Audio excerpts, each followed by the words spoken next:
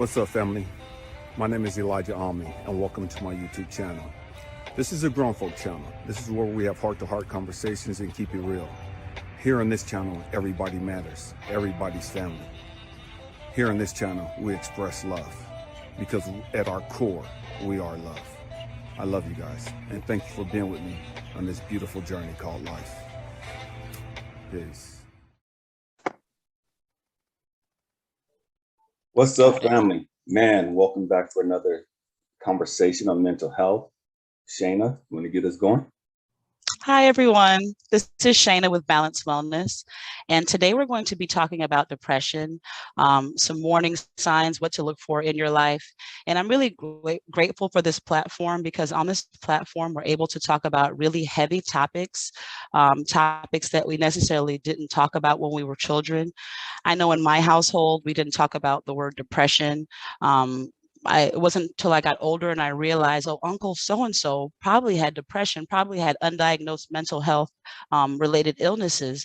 And so going through life, not ever hearing the word depression and starting to learn about depression as I got older, I started to notice things in my own life that mirrored symptoms and signs of depression. I want to be very, very mindful and let everyone know that you are not alone. 280 million people suffer from depression worldwide, and that's in developed countries alone. So we don't even know the undiagnosed depression, the feelings of worthlessness, the lack of interest in what you once found pleasurable, extreme fatigue, even when you sleep all day. These are the things that you should be looking out for. These are the things that 280 million people are going through. So about 1 in 6 people will experience these depressive symptoms in their lifetime. And 1 in 15 will experience them at some point in the year. Depression can be seen in postpartum depression after you give birth. Again, just extreme fatigue, extreme sadness and tiredness. And another thing with anxiety, when you create, when you associate your daily activities with heightened sense of awareness, heightened sense of anxiety, every single day, your daily tasks are now associated with heightened sense of stress and anxiety. Oh, I'm so nervous. You're good. Are you gonna erase that? Nope. Why not? You have to. Hey, this is all going on. I'm just letting you know. Oh my God. Okay. I'm glad that you did that. You know why? Because I'm nervous. No, because the reality is you have a master's degree in psychology. Right. And this is a topic that you know extensively. You know what I mean? And so often we go through life thinking that we have to be perfect. So often we go through life and we beat ourselves up because we make a mistake and we tear ourselves down. And it's a real bad ego trip we get on. It is. And so I just wanted the world to see that, hey, you know, even with all the education, man, we all get nervous sometimes. Even with all the education, you don't have to be perfect. You know, that's an illusion that we beat ourselves up trying to ascertain, and we're never going to get there. That's so true. And I studied so well because I really take this stuff seriously, and I want people to know. So I can talk about. It's very easy for me to talk about what I went through. Just feeling worthlessness. That's a really big issue, and just constantly and this thing replaying over and over again in my head. And when I talk about neural pathways, there's actually grooves in your brain that you create from thinking these negative thoughts. And so when you now aren't able to leave your front door, you can't even go outside because of anxiety and fear. That's because you've created that thought pattern in your mind. And so one of the things that really worked for me was cognitive behavioral therapy. That helps you change the way you think, the way you feel, and the way you act towards regular everyday situations where you're able to actually look at your life through a different lens and again disrupt the cycle, disrupt the pattern, and learn new ways of thinking and new ways of dealing with anxiety. I had to write affirmations every day. I was in the mirror 4 or 5 times a day, sometimes reciting affirmations like holy rites. Like it was serious, because again, that same fear, like he said, I'm not perfect. And that anxiety creeps up even in situations like this, where I know I've prepared, if I take it so seriously, because I want to make sure that everything I'm saying is reaching who it needs to reach. And so again, I fumbled a little bit, but when you're really able to take time out and examine your life, start to process the things that are going on, find help, seek help, get coaching and therapy for these things, it will start to see shed a little bit more light in your life, and create and change the way that you've been thinking and feeling. Mm-hmm. I completely agree with that. I remember I was going through I was going through a time in my life. It's like 96. I say it was the worst year of my life, but it was also the best year of my life. I went from being 235 pounds solid muscle down to less than 150 pounds in the summertime, just because I was so depressed. I wasn't eating or anything. I would get off work, come home, all my blinds stayed shut. You know what I mean? I fed the kids, sent them to bed, and I was already in bed. It was like 5 o'clock in the afternoon. I'm already ready to go to bed. You know what I mean? And my whole mentality was, if I sleep, then I don't have to think. You know, and if I'm asleep, then I don't have to think about all the stuff that I'm going through. I don't have to deal with my loneliness and my frustrations and my fears and all these other things. And it was like I was jacked up bad. Man, I can definitely relate to that. Just sleeping to avoid life, drinking to avoid life, doing anything to numb, turn it off. I don't want to hear it. I don't want to feel it. Doing anything in your power not to experience life, and living that way. Like I said, your neurotransmitters begin to communicate with one another, and they say, okay, this is because your brain doesn't know the difference. So it's only going to take in what you feed it. If you're constantly feeding it, I'm afraid, I'm unworthy, and feeling these things every single day, this is what is going to become your life. And I remember just feeling so down and not able to find a reason to even wake up in the morning. And again, it was when I started to really, really look at myself and the things I was saying, the thought patterns. It's really big on what you're thinking. It affects the way you feel. It affects everything in your environment, everything in your surroundings. And trying to numb everything is just an escape tool. You know, you're trying to escape reality, and it's not a healthy way to do it. Yes. Talk to us about serotonin, dopamine, and all that other good stuff. Okay, so serotonin, dopamine, and norepinephrine are the chemical responses that are lacking whenever they do serotonin reuptake inhibitors. Those are SSRIs. That's the medication you take to help balance out your depression.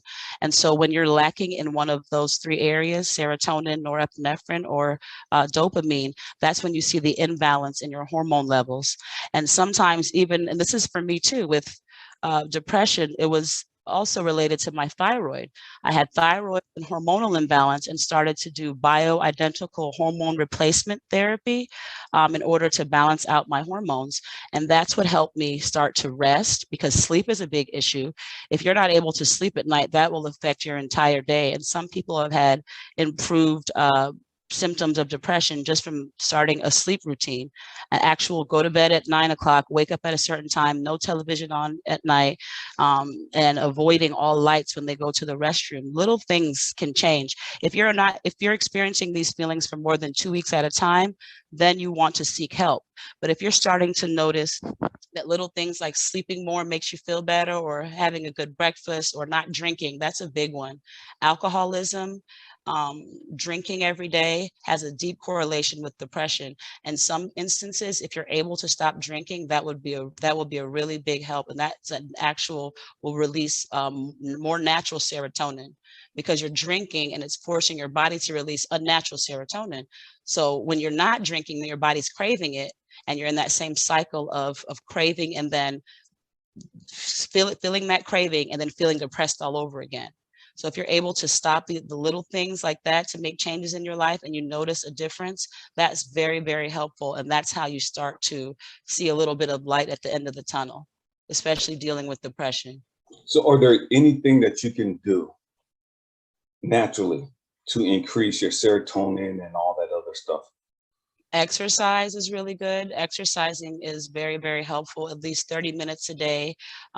If you could, 7 miles a week is what they recommend. I had a Fitbit. I was doing 10,000 steps a day, trying to get my 10,000 steps in. A sleep routine is really important. Coaching and therapy. If you are feeling any thoughts of suicide or any preoccupation with death, you have to seek help. It's gone too far, and then you need to seek someone that can guide you through this, because it's not worth your life to stay in that same place. But exercise, eating right, changing your diet. During the pandemic, I was a sugar fiend, and I started to feel those same depressive feelings again, and I slowly started to remove certain things from my diet, and I started to feel better. It's wellness. It's body, mind, and spirit. It's not just, for the longest time, I was told that, oh, it's just your body. It's just the way that your body responds. Oh, my doctor actually told me, it doesn't matter what you eat. That's silly. I have endometriosis, and they said, oh, it doesn't matter what you eat. And my body absorbs the toxins in food and makeup and everything. So when I started doing natural makeup and eating food without induced processed hormones, organic foods, that's my body started to recover and heal itself. There was a point in my life where I had 3 times the estrogen of a normal woman. And my husband said, you're once, twice, 3 times. He said I was 3 times a lady. That wasn't very funny, but it was true. And it was everything. And I always say I have to be so careful with what I consume. I am hypersensitive. They call them xenoestrogens, and that is when in your food. And in African American women, our makeup and our hair products have the most xenoestrogens. That's why there's such a higher incidence of breast cancers in our community, because our hair products and our skin products have the highest level of artificial estrogen, and there's absolutely no purpose for it, but it's in there. And so when I started to educate myself and what my body was feeling, and pay attention to your body, so often we just do things because they feel good, and then the after effect, you feel horrible the next day and you can't figure out why. Start to pay attention and listen to the signs your body is giving you. Pay attention to what serves you. You start to see things in your life that, wait, this no longer serves me. I don't need to do this anymore. That's your spirit. That's your soul. That's God telling you, let that go. And you'll start to see, you'll start to feel, you'll start to notice, okay, this is starting to align now with my health and my wellness. Again, wellness is body, mind, and spirit. How does this affect your body? What I was eating. How does this affect your mind? What I was watching? How does this affect your spirit? My spiritual walk. All of those things I had to realign, get back in balance wellness, and really just take charge of my health and my life in that way. So, Now, it's interesting that you bring that up, because so often we assume that wellness is all about our physical physique. I'm in shape physically, but we never really take into this factor, man, with depression, anxiety, man, the great majority of that stuff is the stuff that we consume emotionally, the stuff we consume intellectually, whether it's the crap music we listen to, whether it's the news every day that we listen to for hours upon hours, and it's all negative, it's all toxic, it's all depressing, it's all bad. And we don't realize how that stuff becomes part of our DNA, man. and it's so damaging to us. Yeah. When you meditate, you repeat mantras, you chant.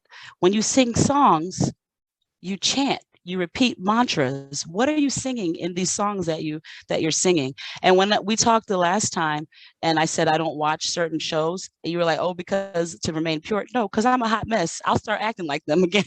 Like, I can't. No, the world doesn't want me. I will start to, and you wonder why, oh, I'm mad at this person. I'm mad at my husband. I'm mad at what did you just watch? Yeah. And it may not be that, and sometimes it is that immediate. We really have to be careful with what we're taking in. Think about it, when you're feeling depressed, what is your mind telling you? Yeah. It's not saying, oh, how smart, how beautiful you are. It's saying horrible, terrible, untrue, complete lies that someone else has told you about yourself, which has never aligned with who you are at all. You don't even identify with that stuff. It's what someone else said about you. But now you've put it in your mind and you created a program. You've reprogrammed your mind from, the infinite and talking about what your purpose is. And now you've programmed your mind to talk about what someone else who inconsequential to your walk it thinks about you. And now this is your daily conversation with yourself. When you're quiet, when you're alone, this is what you're saying to yourself. Start to pay attention to that. The next time you sit and you're feeling sad, say, what thought is that? Where did that come from? And how can I counter that? What is the truth about who if you read the Bible, what does the Bible say about me? Right? You're above only and not beneath, right? These are the things that we have to start to I don't want to say, reprogram our mind. I had to go in and do a reprogramming of my mind to only focus on positivity and control whatever I can within my own world. Only positive music, only positive speech. We don't even allow yelling in our home because I want this to be a safe place and a safe haven for people, because the rest of the world it can be cruel and unkind. I want my home to be a safe place at the very least. And so let your mind be that safe place. Only taking things that you want to think about, that you want to experience. Be that light in your own life and encourage yourself and find what works for you. And usually that's just finding a community. I always say community, activity, and purpose. Find a community. If this is here on YouTube or wherever, if you don't have that family community, find it somewhere. They have meetup groups that actually do meditation. You just go in and put in your zip code and you can do daily meditations with people, and it's no judgment, it's just love. And you meditate and you find your group, and then find a purpose. That calling that you feel in your life, that urging. Do you want to write books, or are you a teacher? You feel it. Every time you look in the mirror, you see it. Just start to look at that person. Start to see yourself as that person. And when those thoughts try to creep in your mind, say, wait a minute, I can't think about that. How am I going to encourage the masses? How am I going to go and teach? How am I going to be a doctor? How am I going to do what my purpose is in this life if I'm thinking this way? This is not the way that this is not king thinking. This is not queen thinking. Really, really challenge your thoughts in a loving way. It's crazy because the great majority of us, we take better care of our automobiles than we do our bodies and our mental health. We'll take our car in and we'll get a tune-up. We'll take our car in and we'll just get everything checked out. We'll get a new, get the antifreeze flush. You know what I mean? We'll get the I can't even think of what you do now. The oil change. We'll get all these things. We'll get the tires changed. Put some things on it. We'll get the rims. We'll get new spark plugs. We'll do all these things to make our car run better. You know what I mean? We'll get a new air filter. We'll do all these things to make our car run at its optimal level. But we won't do these things for ourselves. You know what I mean? We won't sit back in and say, okay, well, you know what, man, I need to reprogram my thinking. I need to change some things about me. One of the things that I did that helped me a lot and that I push a lot is gratitude journals. It's the most simple thing in the world, the most simple thing in the world, but it completely changed the way I saw life. And so the challenge that I have for everyone is, man, just grab your little notebook, And so what I had to start doing was I just started using my phone, the little note section in my phone. And so like every night before I went to bed, God was like, dude, you have to change, because I couldn't sleep. I would sleep like 3 to 4 hours and I was just restless because I was always thinking. I didn't know how to shut off my thoughts, and that's a part of depression. Your mind is constantly spinning, Constantly spinning. And so I was just laying in bed, just like, oh my gosh. And then I'm not getting good night's sleep and I'm frustrated. And then my day starts and there's just another cycle of just the same monotonous death walk, And so I was like, dude, you got to change the way you live. You got to change the way you view life. It's like you're a negative person. And most of us, we don't see ourselves as being negative, but we are. We're toxic and we don't realize how toxic we are. And so it's like, grab your notebook and before you go to bed, for 30 days, write 4 things down that you're grateful for. 4 things. He said, I'm going to show you what you're going to do. After a while, because the last thing you do at nighttime is write 4 things that you're grateful for. You change your mind. You change your thought process from all the crap that you didn't do. You should have did what you should have said, and who disrespected you, and who looked at you crazy, and all this stupid stuff that we dwell on. You change your thought to something positive. And so as you lay down, man, now your mind is in alignment with me because you're thankful. And see, here's the trick that most people don't understand. You cannot, it is chemically, biologically impossible to be grateful and depressed at the same time. There's no way you could do it. So true. It's true. And so by being grateful, and I tell people, gratitude is the secret. You know, it's the secret to life. It's the secret to having peace of mind and joy and just being all that you're capable of being. And so true. Being grateful, you're in alignment with God. And so the 4 things I'll write down and not go to bed. And man, I slept better, you know? And then I wake up in the morning, it's like, okay, now write 4 more things down that you're grateful for. It's like, I did that. It's like, I didn't ask you what you did. Do you trust me or not? It's like, I know everything, Elijah. You don't know anything. Are you going to do it? And it's like, all right. So I'll write 4 things down before I even get out of bed, 4 things that I'm grateful for. And he said, I want you to do that for 30 days too. And I was like, oh my gosh. It's like, Elijah, you have to understand when you get out of bed, before you even get out of bed, how you think sets the pattern for the rest of your day. If you wake up in a bad mood, that sets the tone for your whole day. If you wake up and get going and you're frustrated and you're pissed off because alarm clock or whatever, that sets the tone for your whole day. So true. He said, Elijah, just write 4 things down that you're grateful for. Yeah. Because I want you to start manifesting these things. What you think about, you bring about.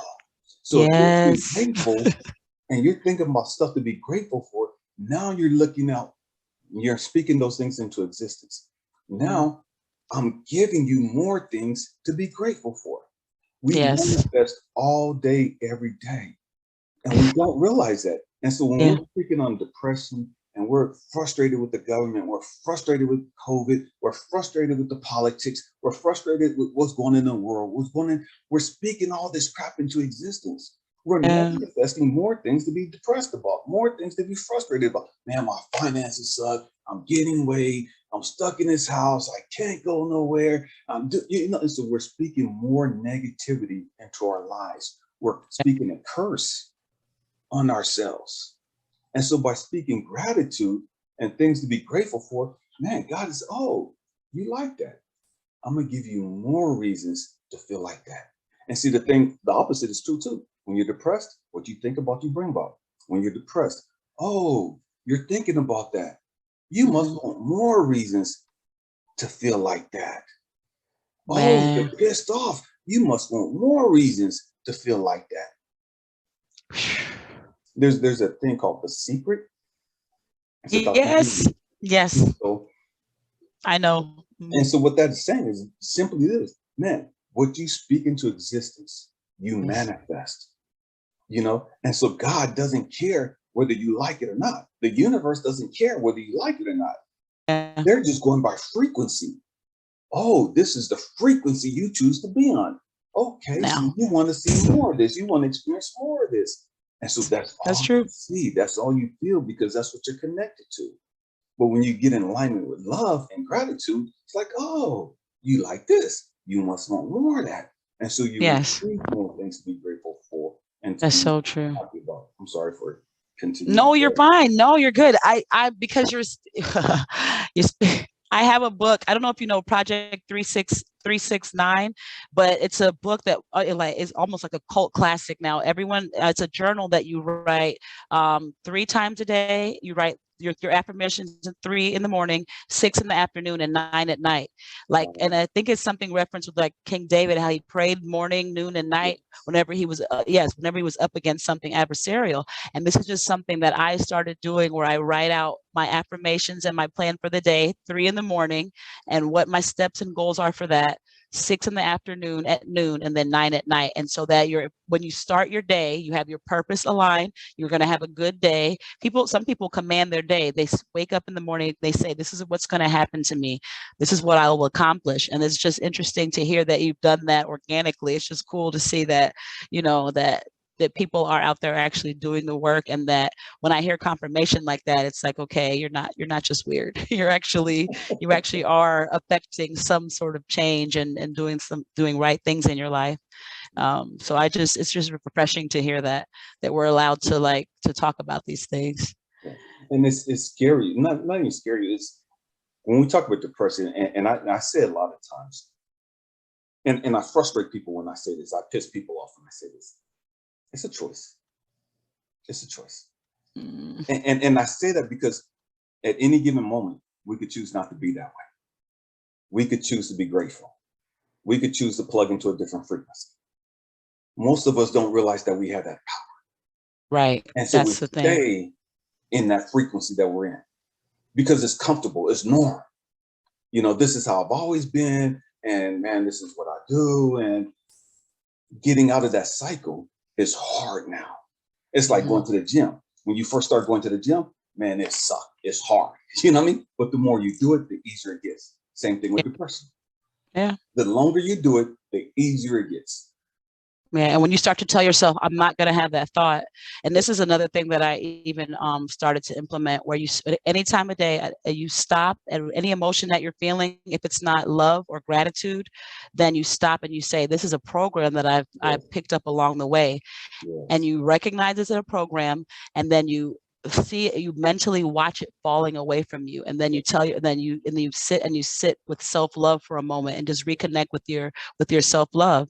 And it's something like, if you don't heal from the trauma, you can tell yourself that you're going to do better, right, and that things are going to be okay, but you have to heal from that trauma, and you have to confront those really deep-seated emotions. So I understand what you're saying when you say it's a choice, but so many people don't know the other options. Yes. No, because they have the neural pathways, and it's easier just to say, oh, I'm depressed. It's easier just to say I'm depressed. It's hard to force yourself. I don't always wake up, but I always get up. I force myself to be present. I force myself.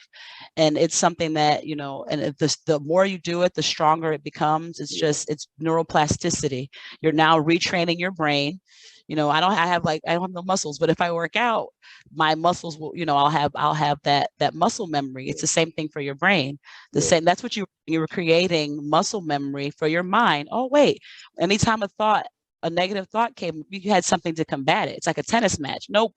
Go back, return to sender. And the more, the stronger you get, the better you get, the better you'll be able to return that serve. And then it'll have something new to throw at you, but it won't be that anymore.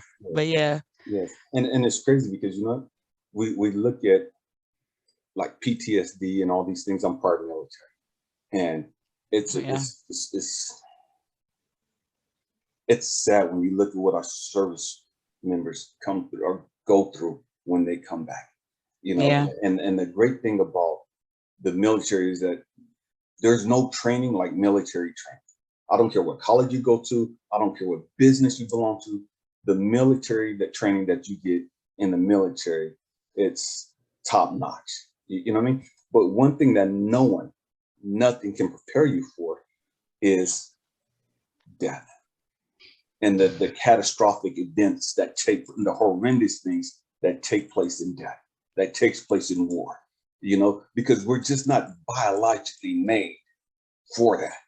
You know what I mean? And it's like you could have all the training in the world, and here this rocket propelled grenade come and hit the car in front of you, or right behind you, and you have friends in that.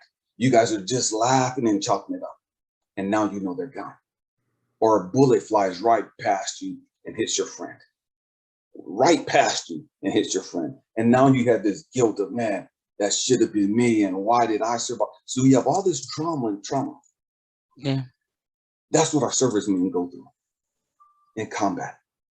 Yeah. I saw a report a while back in Chicago, and I know it was going on in the 80s in LA and some of the other cities in California. But in Chicago, they were saying so many of the kids were already testing positive for PTSD, for post-traumatic stress disorder. Just because of all the gang violence, just because of all the bullets flying through the houses and the walls, and their friends being accidentally killed walking down the street, the wrong place at the wrong time, and they knowing so many people that they're Yeah. here one day and they're gone tomorrow. Yeah. And so how do you build friendships when you're scared because, man, this person might die? To nothing that they've done wrong. Just laying in their bed, just walking in their apartment because of all the bullets, all the gunfire. And so this is what our kids are growing up into. Up to. You know what I mean? And so one of the things that I struggle with psychology is that we're quick to give stuff a label. You know, and that's great that we give it a label, but it's also bad. And what I mean by that is now I take on this label and man, it's just who I am. Yeah. This is what's wrong with me. You know, I'm bipolar. I'm this, I'm that, I'm this, you know what I mean? And so we take on this label as though we can't fix that, as though we can't address that. You know, we're clinically depressed. Go take these pills. Yeah. As though you can't change that. You know what I mean? As though you're stuck with this diagnosis and you're going to have this for the rest of your life. And it's like, no, you don't have to have this for the rest of your life. True. You can beat this. Yeah. Life and death. Yes. Life and death is in the power of the tongue. What do you like? What people speak over you? Then you start to read the symptoms, and you're like, "Wait a minute! Now I feel this too." Yeah. And medication doesn't work for everyone. I've tried several different kinds. Nothing helped me. It was going outside, positive psychology, exercising, going outside, getting 30 minutes of sunlight every day, drinking a gallon of water every day, changing the habits. And it's so interesting how when you're going through these cycles of depression or anxiety, your habits aren't necessarily the best, right? Yes. We're not exercising, we're not sleeping well, we're probably drinking too much, or, you know, just not taking the best care of ourselves. So there's just balance and alignment. It's like what you're focusing on, what you're spending your time doing, it will start to manifest in your everyday life. And I mean, I'm living proof. Like you said, you were focused on the sadness and you felt depressed. You had your windows drawn, and then when you started to focus on gratitude, you were able to see a different perspective and reprogram your mind on how to think and feel. So it's just really doing that cognitive discipline and cognitive work. And there's some mindfulness-based stress reduction really helped me also. Doing the body scan meditations and the gratitude meditation was also really, really helpful. And just being mindful, not allowing your mind to race. That's a big thing with anxiety. It's a lack of serotonin in your brain, or the neurotransmitters are not providing enough serotonin. And that's what they try to do with medication, but it often causes an adverse effect. Yes. Like there's a correlation between SSRIs and suicide. Yes. The medication that's supposed to treat it. And if you pay attention to the commercials, they tell you at the end, oh, it may cause more depressive feelings. So it's really just, I mean, getting with someone that you trust and starting to address these issues. And I focus on solution-focused therapy. You know, I believe in psychotherapy. I believe in talking about your past and going through those things, but I'm really drawn to what's working for you. What are the bright spots in your life? Let's look at the good. You're not depressed 24 hours a day. What are you doing when you're not feeling those feelings? Let's do more of that. Oh, you like to read more. How do you feel when you know, just you garden? When you're gardening, do you feel depressed? No. When you're holding your baby, do you feel depressed? No. Yes. So start to do more of those things. Solution-focused therapy focuses on doing the things that are working for you rather than addressing any other thing that that you may, you know, the negative things that you're facing. So. And it's crazy because I believe I'm one of these twisted people that believe that whatever issues we have, you're laughing at me. Because you're going to say something funny. Yeah, I know. whatever issues that we have, that God has already provided an answer for us in nature. Yeah. And nature has the answer for everything that we need. I believe it. You know what I mean? Mm-hmm. And talking about serotonin, lack of serotonin. Just by going outside into the sun, it's some of the things that I would do. Yeah. I would go outside and I would stand there, look, and I would have my eyes closed, but I'm facing the sun with my eyes closed. Don't look into the sun. That's going to mess your eyes up. You know, you can have your eyes closed and just let the sun, it's called sun gazing. that releases serotonin within your body naturally. You can go out at nighttime and just look up at the moon and just stare at the moon. And I'm just standing there just looking. And that releases melatonin in your body naturally. It's just two simple things that you can do. Don't cost you anything. Free, yeah. That's why, yeah. And it's just natural releases of these chemicals that your body naturally makes. But because the great majority of us don't get enough sunlight because of our work schedule or whatever the case going on, you know what I mean? Or we don't go outside at nighttime and look up at the moon and stare at the stars or whatever. We don't get enough of that. And so it's like, these are two simple things that you can do to bring some balance into your life with your serotonin and melatonin. You know what I mean? And they don't cost I do that. I do that. That's why I laughed. I do the sun gazing and people look at me like I'm weird. I just did that at the beach on Saturday. I sat out and just laid there and let the sun replenish me because I was feeling a little like my allergies. Yeah, everything's in nature, and we're so disconnected from, you know, the things that we need in nature. And eating healthy. For a moment, I became vegan to really rid my body of all the toxins, and I heal my body through plants. And so yeah, I completely understand in healing yourself. And another thing you want to get is your, thank you for bringing that up, your vitamin deficiency. Yes. After I think it was my second son, I was very depressed. I think I had postpartum depression quite a lot, actually, now that I think about it. And I went into a vitamin shop, and the woman could see it in my face. I had been to endocrinologists, every doctor you could think of, and no one could figure out. Yes. And she said, "Are you?" And that's when I wear all the makeup. She said, "Are you busy trying to be perfect?" And I was like, "Oh, I think you're busy trying to be perfect." And that hit me. And then she also told me, and I started to go over my symptoms, and she said, "You need magnesium." Yes. And something's wrong with your adrenal glands. Yes. Something's going on with your adrenal response. And I don't believe in quick fix or miracle, but when I tell you, the next day I slept like a baby that night, and it's the powdered form of the magnesium. Yes. I slept like that night, and I was a completely different. I came back to life. I wasn't a walking zombie anymore, and my thoughts changed, and just from doing something so small, magnesium and adrenal, which was plant-based, natural medicine, and it was just my body was lacking vitamin D, vitamin B, and magnesium. Yes, those three things saved my life. Yeah, we're so disconnected from nature. We're so disconnected, you know, and we drink everything except for the stuff that we should be drinking. You know what I mean? And it's like, I love teas. I love just herbs and different things of that nature, you know, just because of the medicinal benefits from those things, you know, and just by me growing my own plants, and I don't grow weed, none of that other stupid stuff, but by me growing sage and rosemary and echinacea and just all these other basil and bay leaves and all these other different things, right? Man, I got rid of diabetes. I got rid of high blood pressure. I had real bad acid reflux. You know, I mean, I was popping Tums and acids like they were Skittles, you know, because I couldn't eat like pizza or any spicy food because I felt like I was going to throw the crap up. You know what I mean? And so just by learning some stuff about plants and learning how to, growing mint, it completely got rid of all of that crap. I haven't had a sinus infection. I used to get sinus infections like real bad, you know, but it's like, got rid of all that stuff just by learning how to reconnect with nature and spending time out in nature and drinking teas from real plants. you know plants, right? Yes, yes. This is what our ancestors did. That's why, everyone said, "Oh, my grandmother lived to 98 years old." You know, how many of us have that story? Yes. Mothers are living and healthy and still babysitting and running around.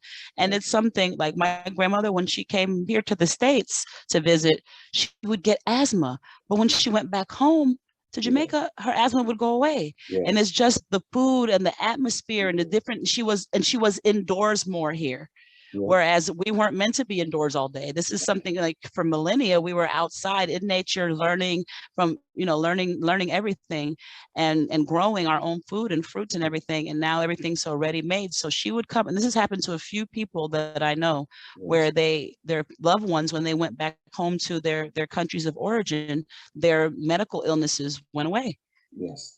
Now relying on nature. Yeah. Yes. And it's crazy because I love the Asian culture. Spent a lot of time there. Japan, Okinawa, South Korea, China, Hong Kong. And it's like none of these places had cancers and all these other different ailments, and until they took on the Western diet.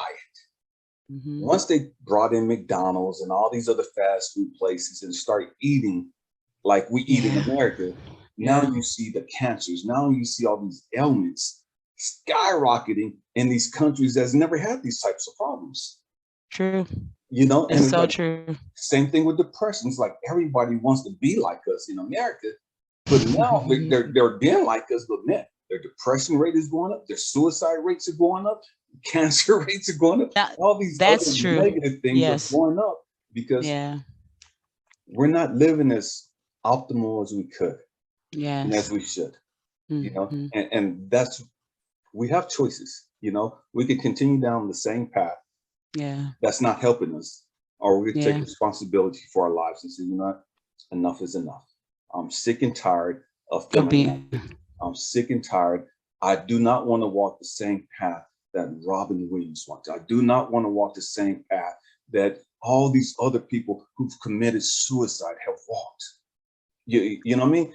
On the outside, you look like everything's fine and you send out all these positive memes, you know what I mean? But on the inside, you're dying and you're on the slow track of suicide. It's true. It's true. Because you won't get the help that you need. Yeah. And the help that you need starts with you. Mm-hmm.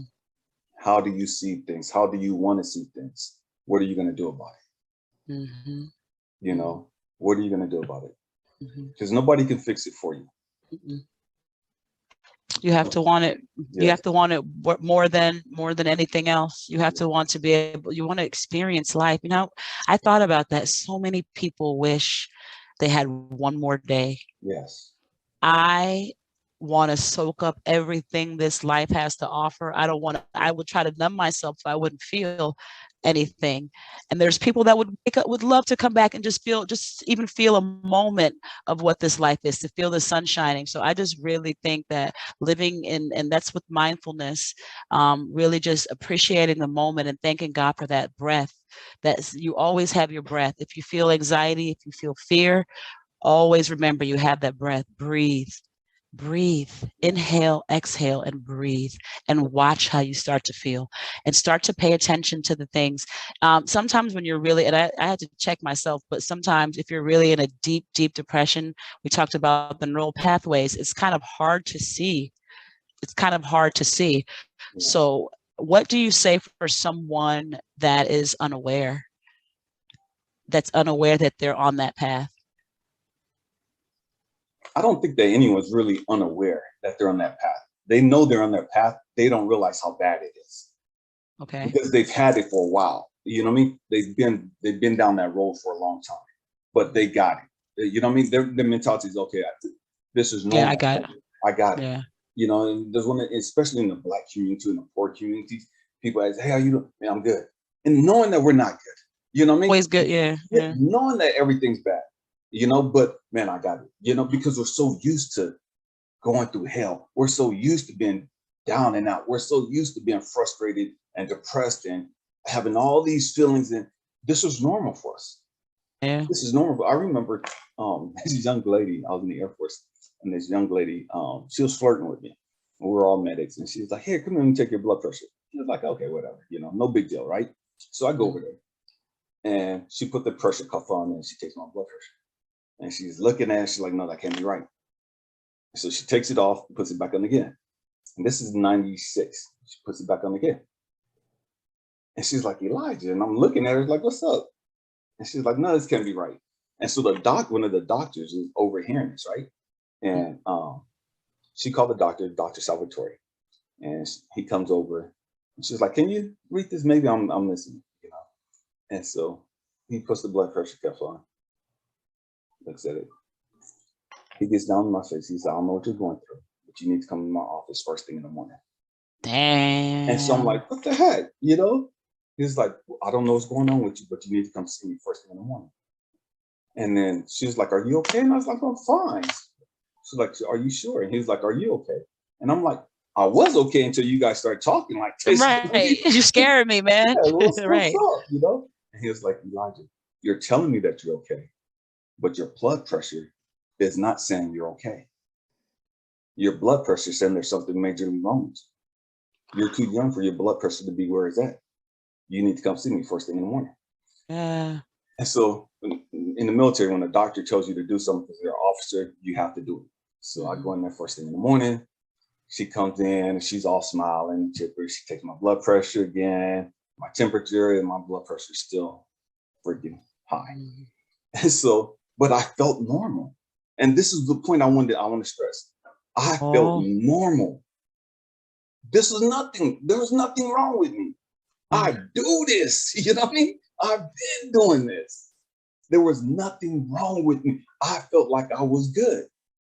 Yeah. And so the doctor comes in. She tells me the blood pressure and stuff. And he asked me again, what's going on with you? And I was like, nothing, doc. I'm good. He said, you could keep lying to yourself if you want to, but you're going to die. What's going on with you? So now I'm nervous, right? Because he don't say the magic D word, you know what I mean? Right.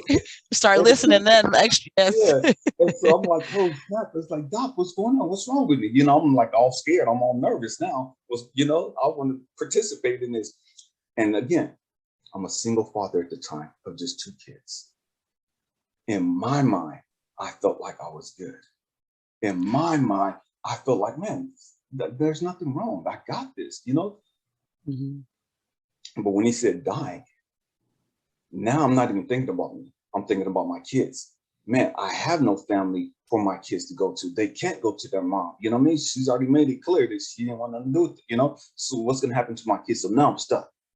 You know, it's like, oh, man, whatever y'all got to do, let's do this, you know, because it ain't even about me no more. It's about my kids, you know, because 96, my daughter was 4, my son was 2. Oh my God. So I'm talking about baby, Yeah. you know? Yeah. And so he said, Elijah, your blood pressure is way too high. We're going to do an EKG and all this other stuff. And he's like, what's going on in your life? I said, man, I don't know, just going through a divorce. The lady left, hooked up with another dude, but that was like 5-6 months ago. I'm good now. He's like, you're good. No, you're not. I didn't realize how that was affecting me still. Because I carried that with me for a long time. We grew up in negative, toxic environments, you know what I mean? So you carry stress with you naturally. You know, I didn't realize how messed up and how close I was. And that's the same thing with depression. Because we do it for so long, because we carry this baggage and this trauma for so long, it becomes second nature to us. And we don't realize how close we are to the edge. But we know something's up.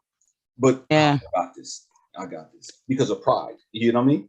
Because of pride, I got this. Yeah, well, we're taught to have that bravado, right? We have to be tough. We're the strong Black woman and all strong, you know, you have to be the protector, and we're human. In all of our imperfections, we're human. And I always tell people, I am a whole lady. I am not I am a girl. Can you hold the door for me? Yes, please. I'll take all of those things, because I want to get out of this perception that we're just strong and nothing affects us. We cry, our feelings get hurt. We feel these things. We are human. And I think we just have to start to look at each other the way that we want to be perceived, and try to just treat each other with the same way that we want to be treated, and to look at each other beyond our prejudices and beyond what our perceptions are, and really just see the person at their core as a human being trying to make it just like you, trying to make it in a world that, you know, they probably have been told they're not good enough. They've probably been told that they're unworthy, that's probably going through the same thing that you're going through. If you could just see the humanity in someone else and treat them with that same level of kindness, I think that would be really helpful too. And then treat yourself with kindness. treat yourself with kindness, treat yourself with love. Don't say the things to yourself that you would never say to another person. Yeah. Have better conversations with yourself. You are intelligent, you're smart, you're kind, you are not alone, you're not unworthy. You have purpose in this life. You matter. I read somewhere the architects of the universe did not build a stairwell leading to nowhere. Yes. That's your life. Yeah. That's you. And you know, the crazy thing is, I'm crazy, but the interesting thing is when we say the words I am, in the Bible, God says, when Moses asked God, who do I say sent me? God says, tell them that I am sent you. And we miss that. We miss how powerful that is. We miss that. And so when I tell people, man, when you say I am, you're saying the most powerful words in creation. Because what you say after that, it's either a curse or it's a blessing. What you say right after I am, Yep. you're manifesting into your life. If you say I am sick, you're going to be sick. If you say I'm ugly, you're going to be ugly. If you say I'm stupid, you're going to feel stupid. If you say I'm unworthy and I'm all this negative stuff, you're speaking that curse onto your life. Yeah. Yeah. And you keep on repeating it over and over again. Yes. And you keep on, and it just gets bigger and bigger and bigger and bigger till you look 20 years down the road and you're just angry and bitter and so broken and can't allow love, can't feel love. Yes. It's really our self-talk. Yes. And I don't want to take away from anyone's experiences. People have been through hell and Yes. back. I can only imagine some of I hear stories, all the time about what people have been through, but you're still here for a reason. Yes. If not, you wouldn't be. There's a purpose for your life. Yes. The architect of the universe, there's something that you're supposed to do. There's a life you're supposed to touch. You are not just here for yourself. If it's that you're not able to get out of bed for yourself, think about someone else's life that you could touch, because you are here for a purpose. You have meaning, you have purpose, you are loved, and you are worthy. Yes. And nothing or no one can tell me any different. For Yes. anybody, whoever does it, well, not me. I don't have a YouTube or what. Yes. You're worthy. You're Yes. intelligent. You're amazing. You're incredible. Tell yourself these things and see how you feel. Yes. And everything is energy. Everything is energy. We're all energy, you know? And a while back, I made a post on my Facebook account. Just finished working out, had on a little raggedy tank top. And I took a picture in this tank top. And I posted it like, just because somebody looks like they're physically fit, just because somebody looks like they're doing good, doesn't mean that they're doing good emotionally. We see people in the physical being, and we make all these rash judgments and decisions and projections of who we think they are, what they're going through, how their life is, and all that other craziness, and we never understand where they're really at. Yeah. I remember this young lady came in. I was part of this healing room team, and she came in, and I just walked up to her and just gave her this big bear hug, and she broke down. And I still get goosebumps just thinking about her. She broke down, just sobbing and crying. I mean, like she just lost her best friend. I mean, she was just like shaking, crying so hard. Yeah. And I couldn't understand why she was. I was just letting her know that she mattered. But I didn't know what was going through her head. I just knew that this is what I was told to do. It'd been so long since somebody held her. It'd been so long since somebody touched her. And when we don't realize the importance of simple touch, of just holding somebody's hand, of giving somebody a hug. And not the little superficial, hey, how you doing that we do at church? You know what I mean? That church hug, right? Yeah. Not the superficial crap. The Heisman. The Heisman. But just the real feel the warmth and love. Yeah. Yes. That, man, because you don't know what somebody needs. Yeah. You know, and just something that simple. Just you saying, hi, how you doing? Man, it's beautiful weather we have today. Man, you look amazing. Man, there's something about your aura. You know, you're glowing today. You're radiant. something simple, Big but yes. genuine, Mm-hmm. yes, can Like save make someone's life. good. Yeah, Yeah. don't hurt. Don't, yeah, love each other, man. Tell somebody they look. It doesn't take you anything to give a compliment to someone. It doesn't take you anything to smile at someone. You know how many lives are saved for someone probably smiling at someone to Yeah. show that they matter? I told you about the gentleman that I met before with our first talk, and now he hadn't heard anybody tell him he loved him. Yeah. I don't know what makes you say that at the end of the calls, but it really touches people. And he said he had not heard "I love you" since his father passed away. And just to hear that love and to see that someone, like, you don't even know me and you're talking to me, and you're giving this moment of your time, you're taking a moment out of your life when everyone's busy doing whatever else just to talk to me. And I hope that it's changed his life, and I hope that, that anyone that needs a uplifting word, that they're able to find that place of peace and find that support, and hold on to it. Don't let go, because when you start to make those changes in your life, oh my goodness, it's going to feel so good. But there are going to be so many times when you start to feel better, you're going to say, oh, I can go back into my old patterns. No, no, no. Don't do it. Don't do it, because you're going to sometimes end up worse. And sometimes that's like the last time. Like warning comes before destruction. Yes. So sometimes you have warning, warning, warning. Then that last time needs to be the last time. But don't start feeling better and then go back into your old patterns. Really try to do the things that make you feel better, that fulfill your purpose and make your life worth living and not just existing. Yes. And it's crazy you bring that up, because there's so many people, and I tell people that's a dope fiend move. That's a dope fiend move, because so often dope fiends, they would get clean and then think that they got this lit. They think that, okay, I'm good now. You know what I mean? Oh, I'm just gonna hang out with my friends and and it's the same people that they were shooting up with, the same people they were running lines with, the same people they were smoking with, and all this other craziness. But they really haven't gotten to that level to where they can handle that. Mm-hmm. And so they're clean for a little while, and they go back trying to help people. Man, I'm gonna help them get off of drugs. No, you're not. You're gonna end up right back on the streets with them, and you're gonna be worse than you were prior to getting off. And it's the same thing with depression. It's the same thing with anxiety. And it's like I tell people, man, when you're depressed, man, you're living in the past. Yeah. You're living in the past. If you didn't like it in the past, why the hell are you holding it right here in the present? It hasn't changed.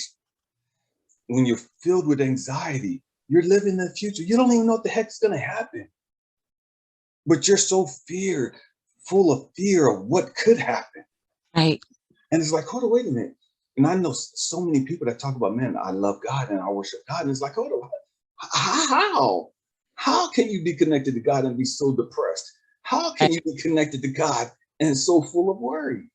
Love and light, right? Yeah, Yeah. it's impossible. I don't know. No, it just makes it just one of those things that people don't really see, and they have to. Introspection is difficult. Yes. And the ego, and really looking at yourself and saying, I need to get myself together. And if you're in an echo chamber with everyone around you just saying whatever you want them to say, then you're not going to hear the message you need to hear. And sometimes, like I said, I had to check myself and say, okay, you didn't meditate for 2 days. You need to meditate. I with my makeup and whatever, what people think. No, you saw me at the beginning of the call almost pass out, right? I meditate. I'm not on the other side of anything. I meditate every single day. I do mindfulness-based stress reduction, the body scan meditation in the morning. I do affirmations when if I need to. This is a daily thing for me. Like I do this all day, most days, every day. Yes. And it's because it has to, because I suffered so long in that mindset that I have to now retrain my mind and force it to think the way that I want it to think. And it's not easy. And I have bad days. I have bad days sometimes, but I force myself because I know the alternative is not what I'm trying to. I'm not trying to do that. I'm not trying to have that life. Yes. When I had live in the land of opportunity with so many things to be grateful for, just having a bed and a pillow. Yes. Say. Yes. One of the things So that I do when I wake up in the morning and I meditate is I just start smiling, and it's like, okay, God, what do you have for me today? It's like, you command your morning. yeah, Yeah, you command. what are you going to bring into my life today? What are you going to bless me with today?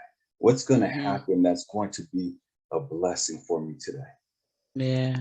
You know, and it's like, and for the longest, when I first started doing it, it was hard because I was trying to control what happened.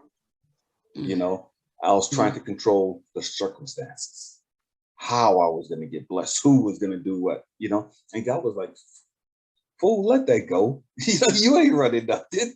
It's like, just let me be me. You worry about being you and you let me be me. Yeah. And so when I gave up that control, that illusion of control, it's like, okay, God, however you bless me today, man, I'm grateful. Whatever you do for me today, man, I'm excited. You know, and man, once you let go of that fear and that control, because so many of us, we've been hurt so bad to where now we feel like we have to control everything around us. And that creates depression, that creates anxiety, that creates fear, and all this other crap. And it's really not that stuff creates fear and depression. It's a result of that fear and that depression. That's why we become control freaks. You know what I mean? That control freak nature is just a symptom of all these other underlying issues, you know? Then control is the next thing, because I'm a control freak. Control is the next topic that I guess. No, I'm kidding. But yeah, no, it's funny that, so that makes so much sense of the depression and anxiety. All of those years, and now, so the controlling is a symptom or a byproduct of all that. So that's another thing. Check. Okay. Yes. Noted. Because we want to be perfect. We want to be seen right in the eyes of everybody else. So I have to control the image. You know, I have to control what you see and how you perceive me. And if you say something wrong, then we got a problem. Let's get this squared away. You know what I mean? Yeah. Someone said, oh, I didn't know. They were watching the video. Oh, I didn't know that you had anxiety and depression. I didn't. I saw a video. I said, oh, okay. What did you take away from it? Oh, I didn't know you had anxiety and depression. Like, what about you? Yes. But I'm glad that, I mean, it's a start, right? Yes. It's a start. We didn't get here overnight. We do a lot of introspection and try really hard to be the best versions of ourselves. So it takes time to be aware of that. Yes. It takes a lot of time. I'm gonna share a secret. Secret? Yeah, no, I'm gonna share a secret. Something that I've struggled with, something that I'm just starting to come out of. Okay. I would do stuff for everybody else. I would go above and beyond for everybody I was in a relationship with, whatever. I mean, buy Louis Vuitton purses, Michael Kors, doing Bird, Coach, all this other stuff, right? I'm doing all this for everybody. But I would never do it for myself. Not that I would wear these bags or anything like that, but I would never spend that kind of money on me. You know what I mean? I've never had a pair of Jordans. Never. Wow. I won't spend money like that on me at all, in any way, shape, or form. But I would do it for everybody else. And so I was needing a phone. My phone right here is the old raggedy iPhone 6 Plus, right? So you didn't see how old that is, right? Man, it was all raggedy. I can't even make videos on it anymore. I got to get a other phone, my sister's phone, to make videos on and do my live streams and everything. And so the other day, God was like, Elijah, why don't you just buy you a phone? Just take some change and buy you a phone. I'm like, okay, yeah, I'll get you a phone. And it's like, no, I'm serious. I'm like, I'm gonna get one. But I really wasn't gonna get one. You know what I mean? Because you just don't spend money on me like that. You know what I mean? And so he asked me, why do you think so highly of everybody else and so low of yourself? It's like, what are you talking about? I don't think low of myself. He said, Elijah, why do you think everybody else is worth Louis Vuitton, Michael Kors, Dooney Burke, Coach, and all this other stuff, but you won't spend money, quality money, on anything quality for yourself? And so I'm sitting there, I'm like, man, God, because I'm not selfish like that. Because, we'll always justify and rationalize why we do what we do, whether it's depression, whether it's anger, whether it's control. We'll always justify our actions, right? And so I'm trying to explain to God because I'm looking out for the people and I'm trying to help these people and I'm trying to show them their worth and all this other stuff. He's like, why don't you show yourself the worth, your self-worth? And Yeah. so I'm like, okay, God, all right, you got me. And so I get on the thing, right? And so I'm looking for phones on the internet. It's like, there's no way I'm paying $1,000 for a phone. It's just Right. not, you know, but I would do it for other people. Mm-hmm.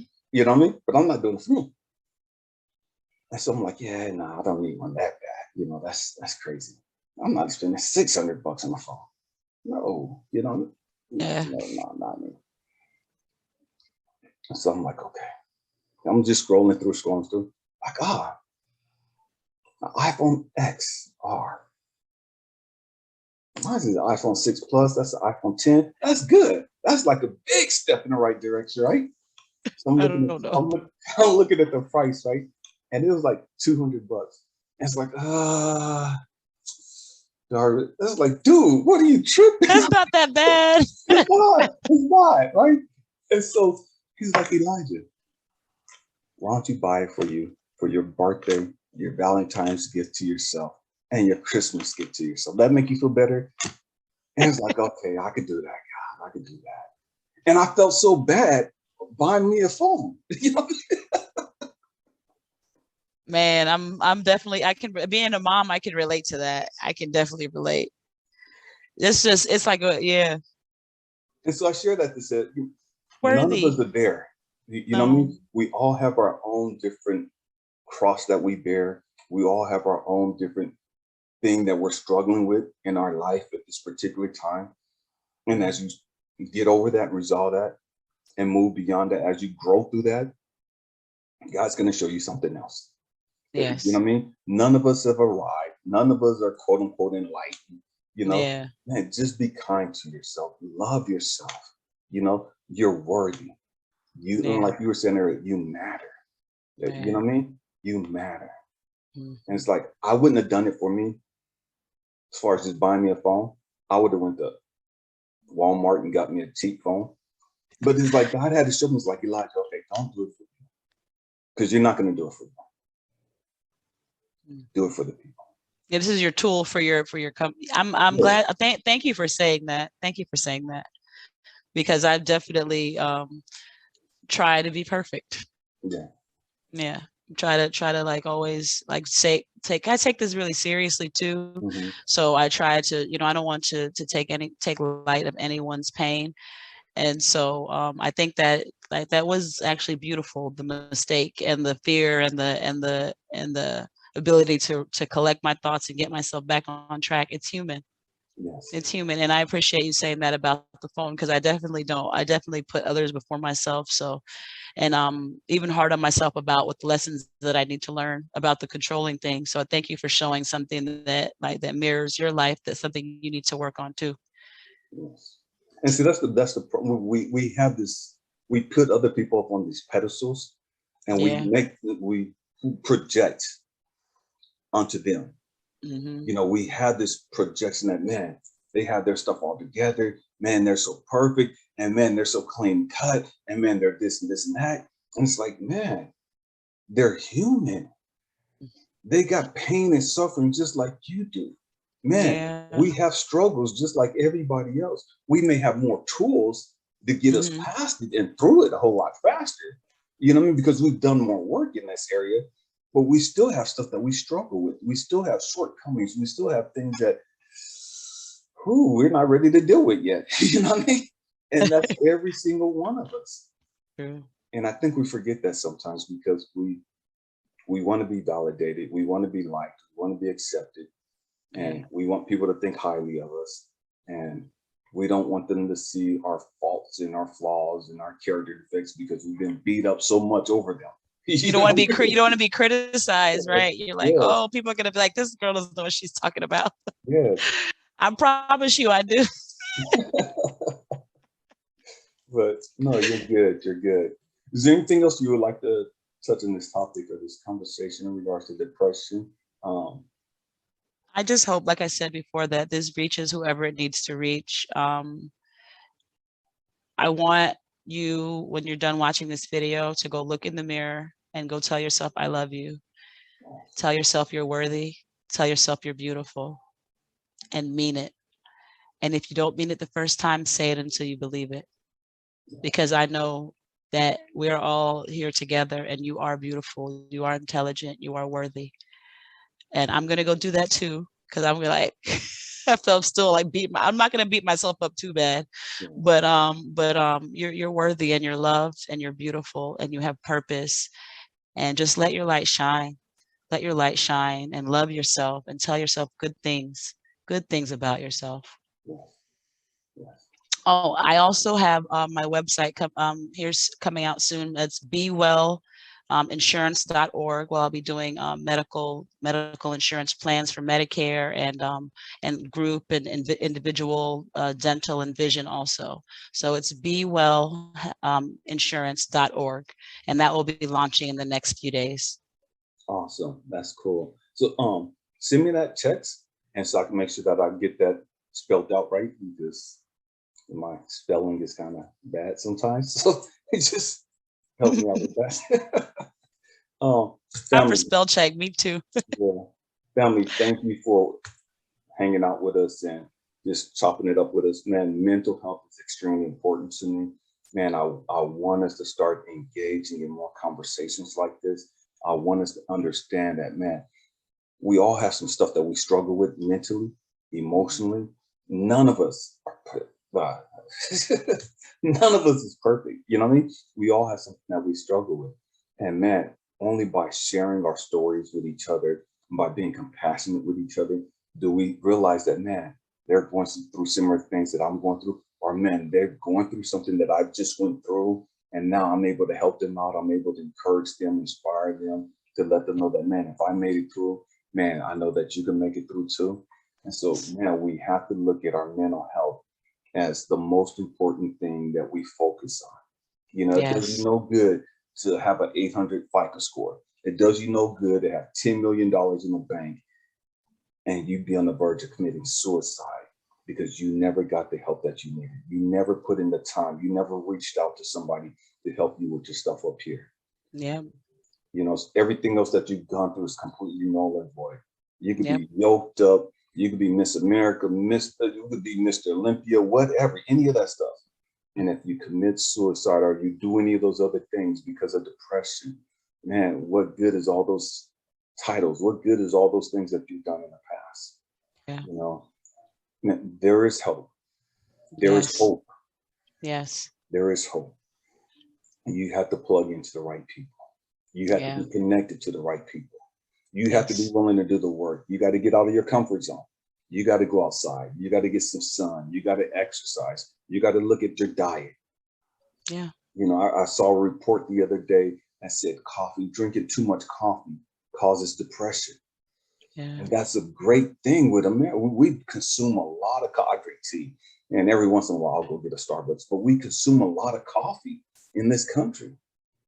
You know, I'm not saying that coffee causes depression. I'm just telling you the report that I saw. Right. You know, just pay attention to, just pay attention to what's going on around you and with you and within you. Yes. I love you guys. Yes. Anything else you want to say?